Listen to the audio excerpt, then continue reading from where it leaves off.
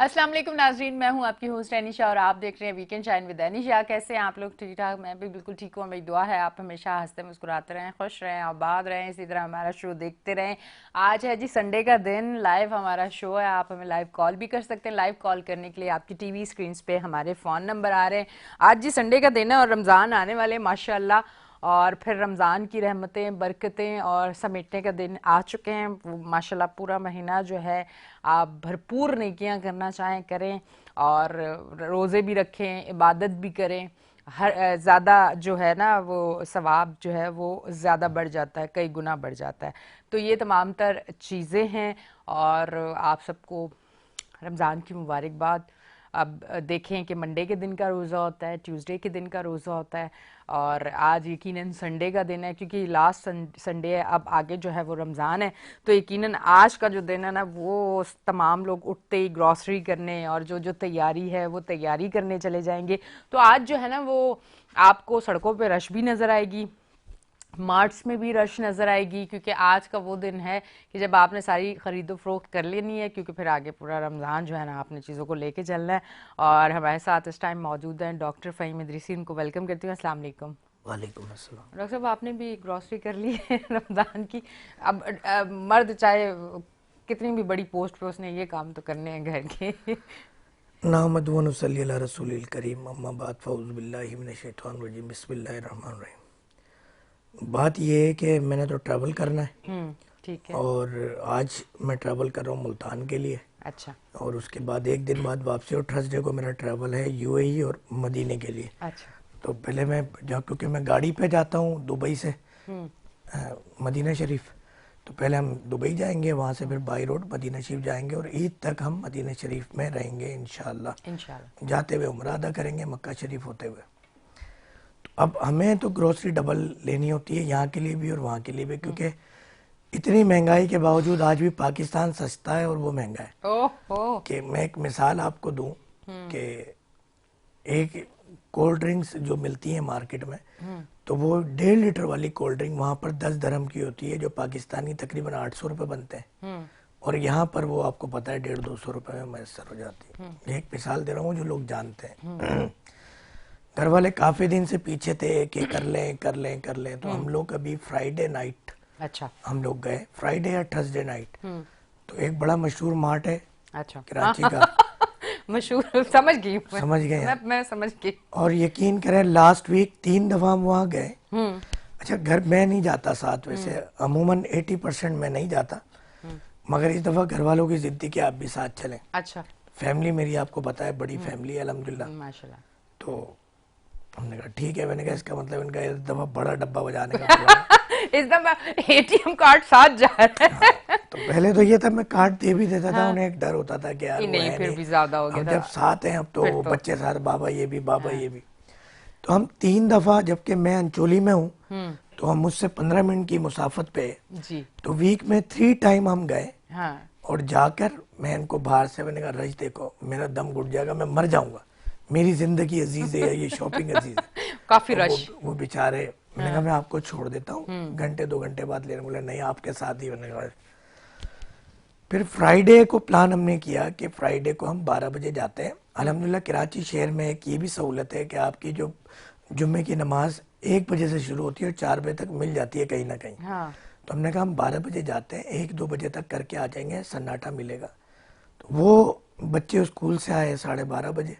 अच्छा, हमारा भी क्लिनिक ऑफ होता है फ्राइडे, नहीं हो सका। मैं नाराज़ हो गया और मैंने कहा अब तो लेके ही नहीं जाना, अब तो घर में जो है वो मुहर्रम शुरू हो गए, तो गम का माहौल हो गया। हाँ। अब रात को अचानक 11-12 बजे मुझे जहन में बात आई कि वो मार्ट आजकल 12-12:30 बजे तक लेट ओपन है। नाइट तक। तो मैंने 11 बजे इनको कहा कि फटाफट तैयार हो जाए चलते हैं। तो उनको किसी ने कहा कि बादराबाद वाला वहाँ चलते हैं। हम बादराबाद पहुँचे हैं तो रश, क्योंकि वो छोटा है छोटा का। तो रश ज़्यादा था। हम वापस आए फिर गुलशन, और हम तकरीबन कोई 11:45 बजे 12 बजे एंटर हुए। 2 बजे तक अल्लाह का शुक्र है रश से छुटकारा मिला। हाँ। जब हम इंटर हो रहे थे तो जो इनवाइसिस के लिए ट्रॉलीज लेके ये लंबी लंबी लाइन थी, मगर अंदर रश कम था। अंदर रश कम था। तो वो अल्हम्दुलिल्लाह अल्हम्दुलिल्लाह बच्चों ने अपनी मनपसंद जो है ना भरपूर ग्रोसरी ली और दुबई के लिए भी ली, मदीने के लिए भी ली। तो वो सब कुछ लेके हम तकरीबन 2 बजे वहाँ से निकले। फिर बच्चों को बाहर खाना भी खाना था क्योंकि ये तो आय चलता हाय। ही है। फिर रात को हम गए तो एक एक दफ़ा फिर अजीबो गरीब से दुम्बे की कढ़ाई खाई जिससे हम सबको उल्टियाँ लग गई। अच्छा, मतलब वो दुम्बा फिर दुम्बा नहीं होगा हाँ, ना? वो दुम्बा क्या, वो बकरा भी नहीं था, मुझे तो अच्छा। कुछ और शक ही हुआ उससे। हाँ, वो इसीलिए हुआ है। तो वो क्योंकि मैं बड़ा एहतियात करता हूँ, मगर अब क्योंकि कभी अब पाकिस्तान जैसे चटपटे खाने नहीं मिलते आपको बाहर, नहीं मिलते, हाँ से क्या है। तो फिर हमने सोचा चले यार एक थोड़ा सा हो जाएगा बच्चों का, जबकि मौसम ऐसा चल रहा है। मगर वो गलती थी। रात के 4 बजे हम घर पहुंचे हैं, सुबह के 4 बजे। और जो खाना पीना खा के आए बच्चों को, मुझ समय जो है वो सबके पेट खराब हुए, ओहो। वोमिटिंग भी हुई, मोशन के सिलसिले भी शुरू हुए। तो आज भी वो सिलसिला जारी है, 2 दिन हुआ है इसको। तो ये हमारे मुल्क के हालात हैं, हम भी लोगों को मना करते हैं मगर घर में हमारी भी नहीं चलती। ये तो है। ये भी बताना है ना, कहीं हम इतने साहूकार बने और झूठ का सहारा लें। तो ये तो है। तो अभी ये अब सफर ही सफर है। ये रिश्ते की खूबसूरती है कि आप घर पे जो है ना फैमिली के साथ फिर उसी माहौल में ढल जाते हैं। ये तो खूबसूरती है, और रिश्ता बनाने मगर के लिए एक और चीजें मसला जरूरी है, भी होती हैं। एक और मसला है, एक मैं लतीफ़ा सुनाऊंगा। एक खातून थी, हाँ। वो खातून अपने हस्बैंड से खुश नहीं होती थी कभी भी, अच्छा। राजी नहीं रहती थी, हाँ, नाराज रहती नाराज रहती थी। थी। अच्छा। अच्छा, उनके खावन जो थे वो कोई पीर साहब थे, पूरी आहो, दुनिया मानती थी उन्हें, क्या बात है। घर वाली नहीं मानती थी। घर वाले नहीं। एक दिन बैठी थी तो बेगम साहिबा ने ख्वाहिश का इजहार किया कि भाई ये मैंने कल देखा एक पीर साहब ना उड़ के जा रहे थे, मैं अपने सहन में थी। हाँ। तो खुश हो गए पीर साहब खावन जी कि यार कल मैं भी उड़ के गुजरूंगा और मेरी बीवी मुझसे राजी हो जाएगी। बहरहाल वो दूसरे दिन, वो उनको टाइम पता था कि बेगम इस वक्त सहन की सफाई और बर्तन और सारे काम कर रही होगी। तो वो खावन जी उड़ते हुए गए। अब जब वो फिर घर पे आए तो बेगम ने खुद ही जिक्र किया, वो आज भी मैंने देखा एक और पीर साहब थे, वो देखें कैसे उड़ते हुए जा रहे थे। अजी बेगम, वो हम ही तो थे, तभी कहूँ टेढ़े क्यों उड़ रहे थे।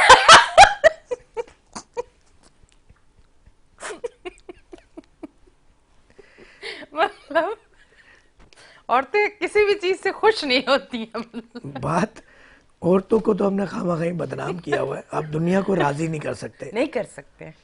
मैं एक वाकया और बताता हूँ, अक्सर सुनाता हूँ कि मेरे बुजुर्ग पीरो मुर्शिद करम फरमाते हैं कि आप दुनिया को कभी राजी नहीं कर सकते। इसके 2-3 वाकयात हैं। अच्छा। एक वाकया तो मैं कुरान से सुनाऊंगा आपको कि हज़रत मूसा अलैहिस्सलाम ने अल्लाह जी से अर्ज़ की कि या अल्लाह, ये लोग मुझ पे बातें बनाते हैं, यकीन नहीं करते। तो अल्लाह जी ने करम फरमाया फलां गाँव चले जाओ। जब वहाँ जाके देखा तो लोग अल्लाह पे भी बातें बना रहे थे। देखिए। तो लोग तो खुदा को नहीं छोड़ते। तो इसी तरह हमारे पीरो मुर्शिद करम फरमाते हैं कि एक बाप अपने बेटे को समझा रहा था कि ये दुनिया कुछ भी कर लो बातें बनाएगी। नहीं समझ आई बेटे के, तो बाप समझाने की नीयत से गधे को लेके निकला। दोनों पैदल जा रहे थे गधे को लेके। तो कुछ लोग खड़े थे एक गांव में, उन्होंने कहा कि पागल है, लोग गधे पे बैठते हैं, ये पैदल लेके जा रहे हैं। तो बेटे ने बाप को बोला कि आप बैठ जाए। आगे गए, एक और गांव आया, बोला यार कैसा है यार, ये बाप बैठा हुआ है बेचारा, कमसिन बच्चा पैदल चल रहा है तपती रेत के अंदर। तो बाप उतर गया, बेटे को बिठा लिया गया। आगे गए, एक और गांव आया, उन्होंने कहा यार बेचारा बुजुर्ग बाप पैदल चल रहा है, बेटा बैठा हुआ है जवान, कितना जालिम है। दोनों गधे पे बैठ गए। एक और गांव आया तो उन्होंने कहा कि कितने जालिम है, 2 बंदे एक गधे पे बैठे। अब वो गधे से अकेला चला के भी देख लिया, बाप ने भी बैठ के देख लिया, बेटे ने भी बैठ, अब आखिरी हाल था गधे को सर पे बिठाना। उन्होंने गधे को भी सर पे बिठा लिया। हाँ। आगे एक गाँव वाले पागल है, लोग गधे पे बैठते हैं, गधा इन पे बैठा हुआ। अब आप बताएं, आप लोगों को कैसे राजी करेंगे। नहीं कर सकते, सेटिस्फाई नहीं कर सकते तो आप। ये आपके चाहे घर वाले हों चाहे बाहर हो, मगर ये अल्लाह की एक बहुत बड़ी नेमत है कि मेरे घर वाले फिर भी बहुत सौ से बेहतर है। मगर कभी कभी हवा लग जाती है। फिर आप इलाज कर देते होंगे। वो तो करना पड़ता है, आपको पता है, ट्रीटमेंट तो जरूरी आप है। इलाज कर लेते होंगे। वैसे इस दफा थोड़ा सा इस हवाले से मैं पूछते। सोच रहा था अपने क्लिनिक के ऊपर ना एक लिख के लगाऊं कि तमाम अमराज का हाँ। तसल्ली बख्श मरम्मत की जाती है। तो अल्हम्दुलिल्लाह जो है वो इलाज तो करना पड़ता है, फिर हिकमत मरम्मत सिखाइए अच्छी ना। कर लेते हैं। हाँ। वो मरम्मत या इलाज एक ही एक ही है। तस्वीर के 2 रुख होते हैं। दो रुख होते हैं, ठीक है। अच्छा, अब थोड़ा सा इस हवाले से बात करते हैं। आपने जैसे एक बात की जो मिसकॉन्सेप्ट है हमारा, कि हम ये कहते हैं कि पाकिस्तान में बहुत ज़्यादा महंगाई है और रमज़ान में ज़्यादा हो जाती है, वो तो चलें आज क्लियर हो गई चीज़। आप थोड़ा सा ये बताएं कि इस बार आपने जब रमज़ान की ग्रॉसरी की तो आपको क्या लगा कि कितनी महंगाई हो चुकी है, कितना बजट हर साल के उससे देखें, नॉर्मल हर महीने का नहीं, क्योंकि यकीनन आप अवेलेबल भी नहीं होते होंगे, यकीनन फिर उसके ऐसे सिलसिले भी नहीं होते, जो रमज़ान का एक ऐसा महीना होता है और ईद का कि फिर साथ भी जाते हैं और हर एक चीज़ एक्स्ट्रा हो रही होती है। तो आपको क्या लगा कि कितना? एक तो अक्सर जो देखने वाले नाज़रीन हैं ना, मुझे कहते हैं कि डॉक्टर साहब, अक्सर हकीम और डॉक्टर्स, हाँ उन्हें अगर कैमरा मिल जाए तो अपना मंजन बेचते हैं, आप आके यार हमारी बातें कर रहे होते हैं, हाँ, इससे क्या मिलता है आपको? तो मैंने कहा ये बता दूं, दिली सुकून मिलता है कि दिल्ली आप लोग से मेरी फैमिली हैं। बिल्कुल ऐसे हम ही। पिछले 4-5 साल से कनेक्टेड हैं एग्जैक्टली। और अच्छा लगता है आप लोगों के साथ अपनी लाइफ डिस्कस करना, क्योंकि आप लोग भी आके अपनी लाइफ डिस्कस करते हैं। बिल्कुल ऐसे ही है। अच्छा, मैंने वो बात की थी ना, ये अच्छी बात है आपने सवाल पूछ लिया कि कहीं लोग ये ना समझे कि मैं इस बढ़ने वाली महंगाई को सपोर्ट कर रहा हूँ। मैं ये कह रहा हूँ कि वहाँ के मुकाबले में हम सस्ते हैं, मगर होता क्या है, देखिए आपके अमाउंट की जो कदर है ना, उसके ऊपर डिपेंड करता है। उस हिसाब से देखिए तो हम बहुत महंगे हैं।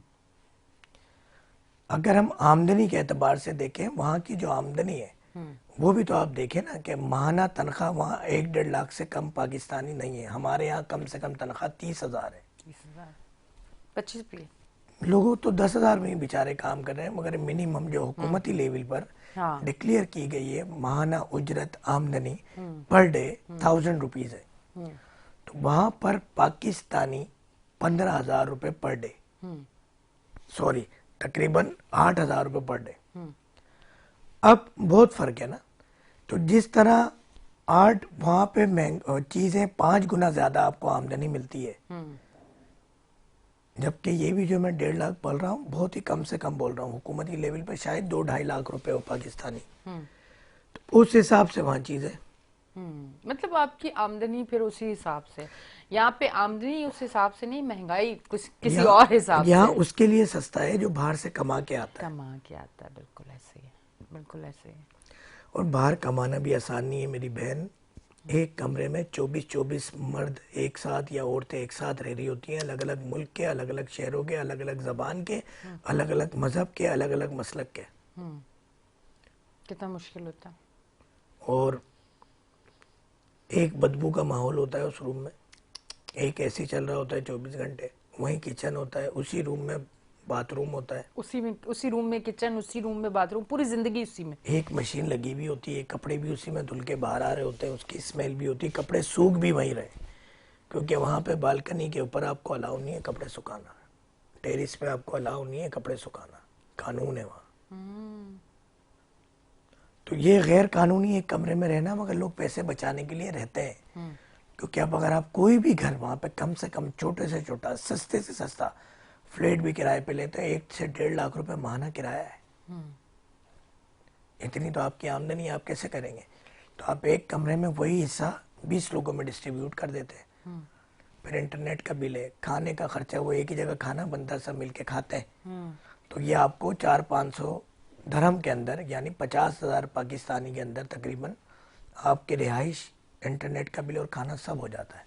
सब हो जाता है। तो जिन लोगों को शौक है ना बाहर जाने का, इतना आसान नहीं है कि यार बाहर से कमा के आएंगे यहाँ खर्च करेंगे। मुश्किल है। आपका रहना भी तो है ना, खाना भी है, कपड़े भी धोने हैं, लाइफ नहीं है वहाँ पे। मतलब एक मर्द अगर अपने हालात से तंग होके भी जाता है, पूरी फैमिली को, आप यकीन करें जिन लोगों के, काफ़ी लोग मैंने ऐसे देखे हैं कि जिनके मर्द हज़रात बाहर हैं, परदेश में हैं, कमाने गए हैं, उनकी फैमिलीज़ की जो अय्याशी है वो देखते हैं, उनको ये पता चल जाए कि ये कमाते कितनी अच्छा, मुश्किल से वो हैं। बेचारे जो जाते हैं वो भी अपनी इज्जत रखते हैं कि वो नहीं बताते वो कर क्या रहे हैं। अब वो तो अगर माहाना 50,000 या लाख भेज रहे हैं, 50,000 अपने ऊपर लगा रहे हैं, आपके लिए तो लाख रुपए बहुत है, क्योंकि वो बंदा यहाँ रहेगा तो 20-30 हज़ार कमाएगा, आप अय्याशी में खर्च करते हैं। मगर वो इतनी अजियत, 18-18 घंटे काम करते हैं वहाँ पे ओवरसीज, पाकिस्तानी, इंडियन, बंगाली, इज्जत कोई नहीं है। छुट्टी साल 2 साल में 1 महीने के लिए मिलनी है। तो मैं उन लोगों को, उन फैमिलीज को ये मैसेज देना चाहूँगा कि जिनका कोई ना कोई मर्द या औरत बाहर है, वो बहुत ही अजियतनाक ज़िंदगी गुजार रहे हैं, उनको तंग ना किया करें, तंग ना किया करें, वाकई। कम से कम एक फैमिली सपोर्ट तो दे। बिल्कुल होनी चाहिए। बल्कि मैं तो ये बात यहाँ के भी मर्द हजरात के लिए कहूँगी, अब खुद एक औरत हूँ तो कह सकती हूँ, तो शायद इतना बुरा ना लगे औरतों को, कि मैंने काफ़ी औरतें ऐसी देखी हैं कि उनका जो एक रवैया है अपने हस्बैंड से, क्योंकि भाई और बाप का तो मैं नहीं कहूँगी, उनसे एक अलग ही सिलसिला होता है, पर जो हस्बैंड से एक रवैया है वो अच्छा रवैया नहीं लगता। मैंने बहुत सारी औरतों को देखा है। एक तो चीज़ शक शुबहात बहुत होते हैं रिश्ते में। एक मर्द वो आज़ाद नहीं है, वो अपने दोस्तों में नहीं जा सकता, वो अपनी मतलब की ज़िंदगी नहीं जी सकता। अगर वो मैरिड हो गया है तो उसको अपने लिए सोचना नहीं है। अब अगर वो बीवी को लेके जा रहा है शॉपिंग पे तो आप जितनी भी शॉपिंग करवाना चाहे करवाएगा। अगर वहीं उसने अपनी 4 पैंट शर्ट ले ली तो बीवी ये बोलेगी आपके पास है तो सही।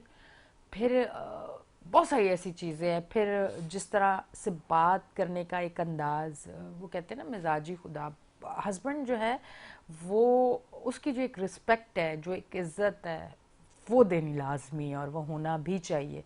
अमूमन हम लोग ये क्यों कहते हैं कि मियाँ बीवी की बनती नहीं है, या खुदा न खास्ता किसी को तलाक हो गई है, उसने खुला ले ली है, या घर के माहौल डिस्टर्ब है, लड़ाई झगड़ा है, उसके पीछे के मैं समझती हूँ माजरत के साथ ज़्यादातर वजूहात यही होती हैं कि जब औरतें अपने शौहर की इज़्ज़त नहीं करेंगी, ये नहीं सोचेंगी कि ये वो स्ट्रॉन्ग बुनियाद है जिस पे ये पूरी इमारत टिकी हुई है, वो वाली इज़्ज़त नहीं देंगी या उसका फ़ैसला नहीं मानेंगी। मैंने हमेशा बचपन से, मैं छोटी थी, मेरी नानी कहती थी कि हमेशा घर में जो हर एक चीज़ है, कोई भी मामला है, उसमें अगर सबसे पहले राय और फैसला और करना अगर चाहिए तो मर्द की बात सुननी चाहिए। बड़ी अब बात है, सिलसिला आपसे ऐसा, उम्मीद नहीं थी मुझे ऐसी। हाँ मीडिया में बैठ के कोई ऐसी बात करता नहीं नहीं है, वाकई, मीडिया एंकर पर्सन या कोई भी सेलिब्रिटी। अल्हम्दुलिल्लाह इन चीज़ों को, मैं आपको सच बात बताऊं, इन चीज़ों को अपनी ज़िंदगी में इस्तेमाल करते हुए मुझे ऐसा लगता है कि ज़िंदगी बहुत खूबसूरत है, बात बहुत यह है खूबसूरत कि अगर हम दीन इस्लाम को फॉलो करके अपनी ज़िंदगी गुजारें, इंटरनल या एक्सटर्नल, तो कामयाबी आपके कदम चूमेगी। है। बिल्कुल। अल्लाह ताला ने ये बात नबी करीम नबी अजीम सल्लल्लाहु अलैहि वसल्लम ने पत्थर पे मोहर लगा दी कि औरत की हुक्मरानी को पसंद नहीं फरमाया। अगर कोई मजबूरी नहीं है, आपके मुल्क से मर्द ख़त्म हो गए, आपके सूबे पंजाब से मर्द ख़त्म हो गए, कि अभी एक रिसेंटली एक खातून वज़ीर आला मुंतखब हुई, हम उस तंजीम को, उस सियासी तंजीम को कुछ नहीं कहते, ना हमारा कोई ज़ाती मुफाद या संपत्ति किसी भी तंजीम के साथ है। गलत को गलत ज़रूर कहेंगे, सही को सही ज़रूर कहेंगे, मगर ये दीन इस्लाम के बरखिलाफ़ है। तो इसी तरह घर की हुक्मरानी भी दीन इस्लाम के बरखिलाफ़ है।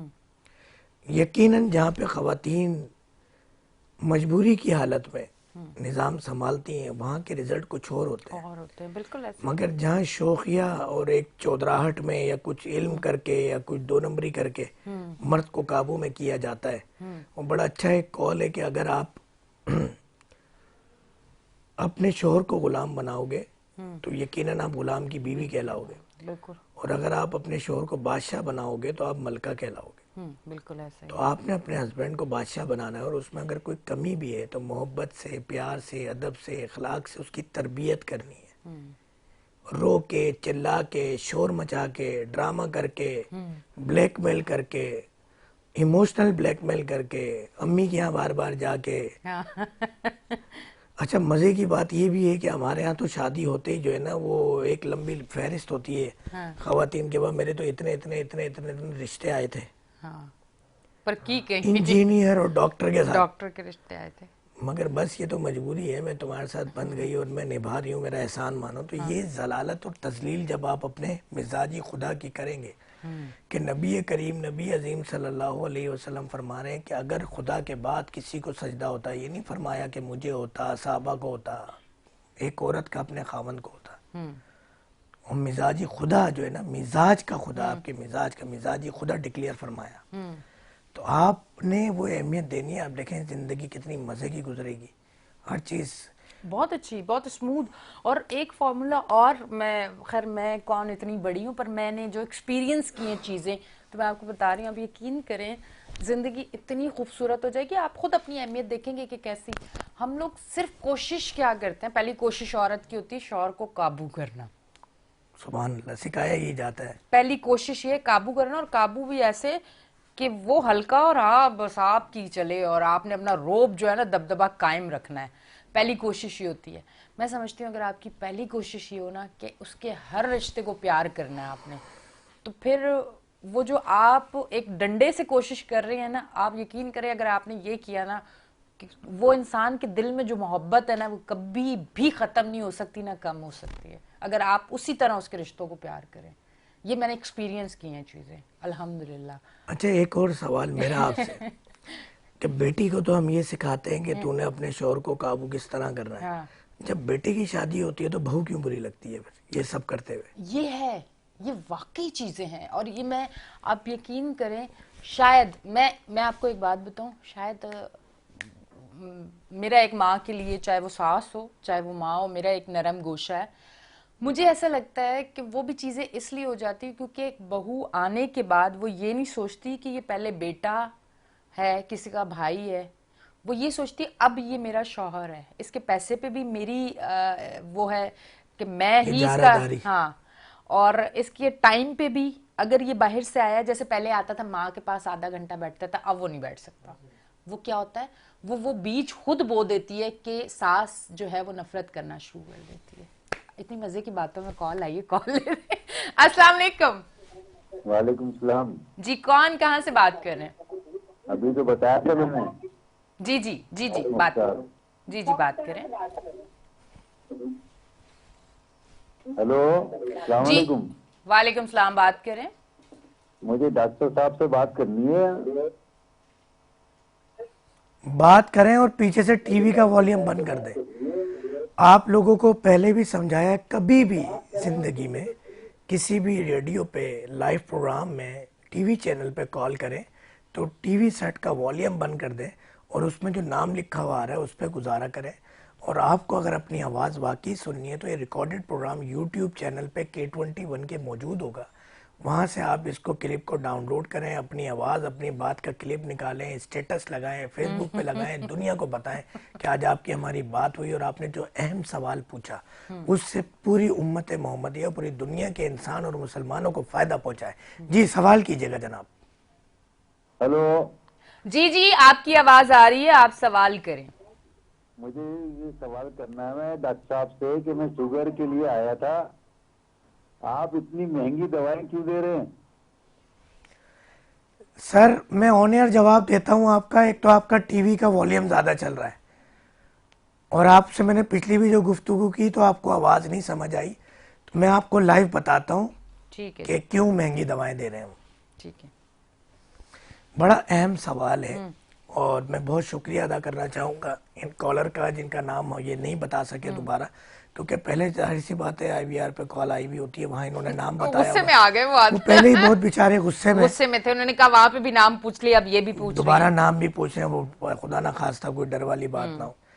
तो मेरे भाई, सबसे पहले तो ये कि दवा जब आप लेने आए और आपको लगा महंगी है तो आपको लेनी नहीं चाहिए थी दवा। अच्छा, दूसरा ये है कि हम, क्योंकि ये जो अद्वियात और ये जो सारा सिस्टम है ये हाल पाकिस्तान जमीयतुल अब्बास वेलफेयर सोसाइटी का है, अद्वियात का और पर्ची का सिलसिला जो भी है, मगर फिर भी मैं बता देता हूँ आपको। आप फॉर एग्जांपल डायबिटिक की कोई भी मेडिसिन लेते हैं, आज आपको डायबिटिक डिक्लेयर हो गई, आज मिसाल के तौर पे 1990 है, आपकी उम्र 20 साल है या 30 साल है, 30 साल है, ठीक है। आज आपको दे दी गई है 250 mg की एक दवा,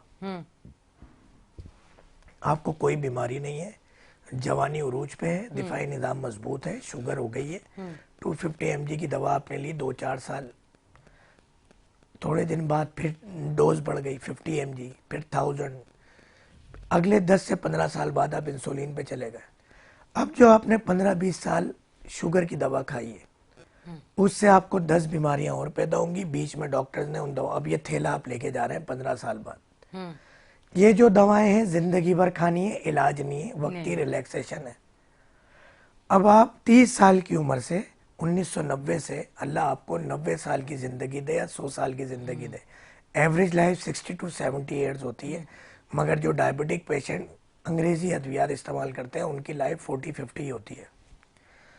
आप जब 50 से 55 साल की उम्र में पहुंचेंगे तो आपके गुर्दे खराब हो चुके होंगे उन अद्वियात से, और आप भरपूर दवाएं खा रहे होंगे।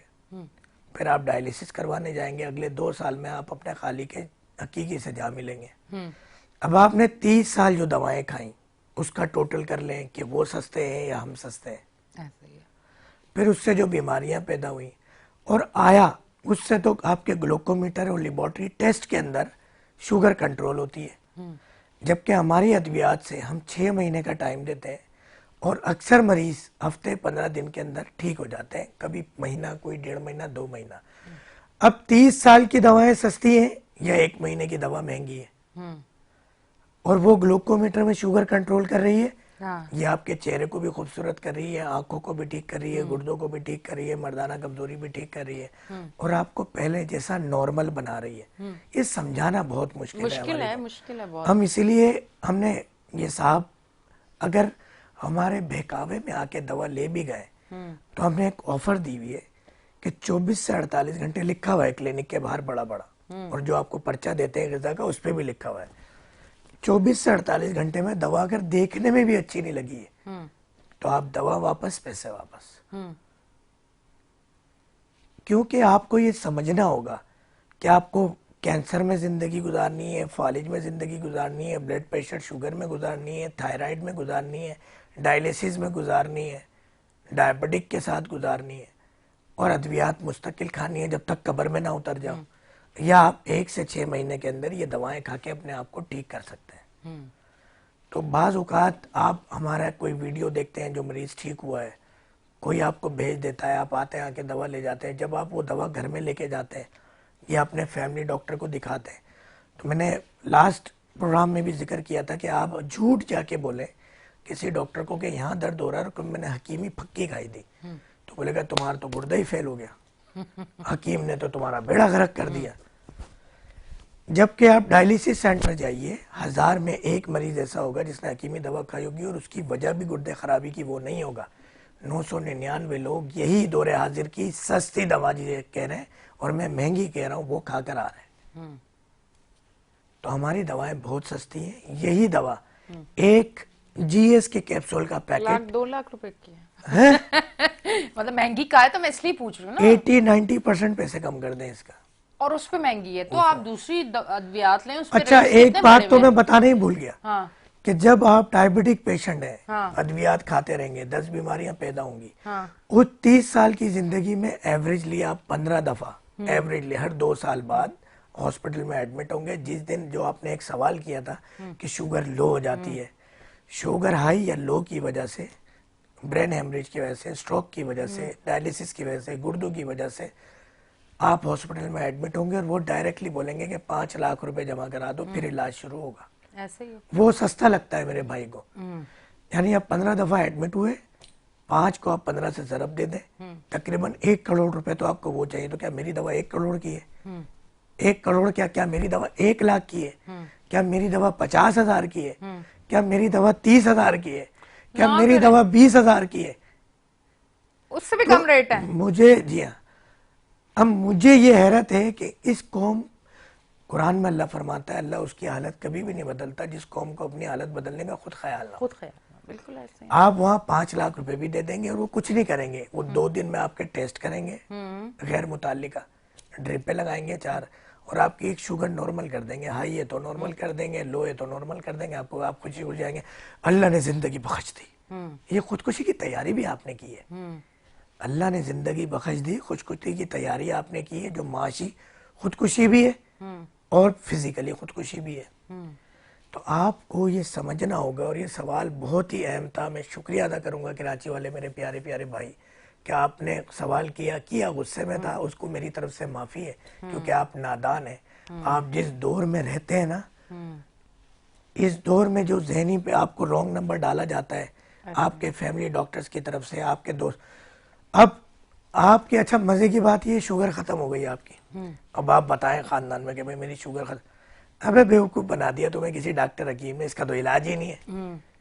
वो इतना बड़ा डॉक्टर है, उसे तो अमेरिका होना चाहिए, लंदन होना चाहिए, बरतानिया होना चाहिए, इसराइल होना चाहिए, मक्के मदीने नहीं भेज रहे वो। हमारे कोई भी मरीज की जब शुगर खत्म होती है, 200 में से कोई एक बंदा वीडियो बनाता है, जब वो पब्लिक होती है 100 में से एक दो लोग आते हैं, वो बोलते हैं कि यार ये आप फ्रॉड है, धोखा। भाई आजमा तो लो। क्या ये 10, 5, 8 हज़ार, 10, 12 हज़ार ये आपकी जिंदगी से बेहतर है? मैं ऐसे ऐसे हकीमों को जानता हूं जो लाख लाख रुपए लेते हैं और फायदा भी नहीं होता। वहां लोग नहीं एतराज करते, उन्हें बेचना आता है, शायद उन्हें झूठ बोलना आता है, धोखा देना आता है, हमसे नहीं होता। और मैं दुनिया का वाहिद हकीम हूँ, दुनिया का, कि जो 24 से 48 घंटे में दवाएं रिटर्न भी कर लेता है। कि आप आए, दवा जो ओपन नहीं किया आपने वो वापस करें, पैसे ले लें। मगर क्योंकि हम ताज़ी अद्वियात बनाते हैं, एक पॉलिसी है, तो वो आप, जबकि शरीयत और पाकिस्तान का कानून ये कहता है कि खुली हुई दवा भी वापस नहीं होती, बाज़ औक़ात हम वो भी वापस कर लेते हैं, और हकीमी दवा तो वापस होती ही नहीं है। नहीं यार, कोई ले गया है, किसी को किसी ने बहका दिया है, वो दवा इस्तेमाल नहीं करेगा, उसके पैसे ज़ाया जाएंगे, हमारी दवा कोई और ले लेगा, कोई इशू नहीं है। मगर हमें ये समझना होगा, हमें जागना होगा कि 30 साल जो दवाएं आप खा रहे हो वो सस्ती है या डॉक्टर फ़हीम हर्बलिस्ट की दवा सस्ती है, ये आपको देखना होगा। बिल्कुल। और मुझे हैरत है कि 5 साल के कैरियर में K21 पे पहली कॉल आई है आज ऐसी। नहीं, ये सुबह सुबह लगता है गुस्सा इनको ज्यादा आया हुआ था, इन्होंने पहले गुस्सा मुझ पे वो उतारा। ग्रोसरी वाली जो कितनी बात थी बार ना, नाम बताओ कह रहे वो ग्रोसरी वाली बात जो आपने महंगाई वाली की थी ना, उस पर गुस्सा आ गया भाई को। गुस्सा आ गया है ना। मैंने नहीं की महंगाई, मैं खुद सफ़र कर रही हूँ इन चीज़ों से। बहरहाल आपकी टीवी स्क्रीन्स पे हमारा लाइव शो है, नंबर आ रहा है, आप हमें कॉल कर सकते हैं। और आपने अगर डॉक्टर साहब से कांटेक्ट करना है तो वो भी टीवी स्क्रीन्स पे नंबर आ रहे हैं, सेव कर लें। उस पर आप अपनी रिपोर्ट्स, अपनी बीमारी, जो भी चीज़ है वो आप वहाँ पर डिस्कस कर सकते हैं, अपना इलाज करवा सकते हैं। अभी शो में ब्रेक का टाइम आया है, ब्रेक लेते हैं, वापस आते हैं।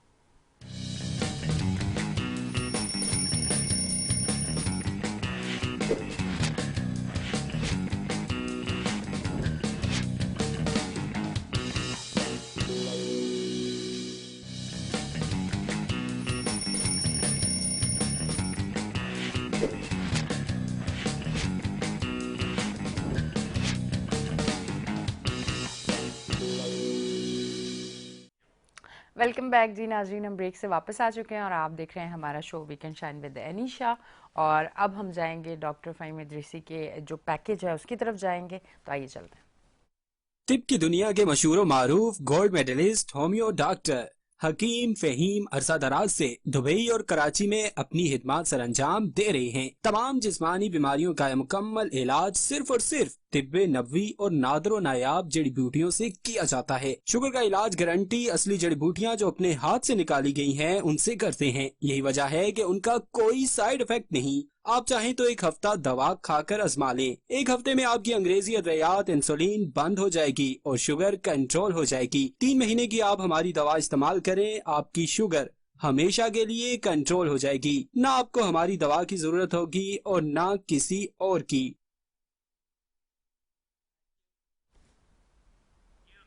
जी, अब हम आ चुके हैं पैकेज के, आपने देख लिया। और मैं ना ऐसे ऐसे करके बार बार टाइम देख रही थी तो मेरे जहन में आ गया कि देखें ये वक्त कितनी तेज़ी से गुजर रहा है और कितना कीमती वक्त है।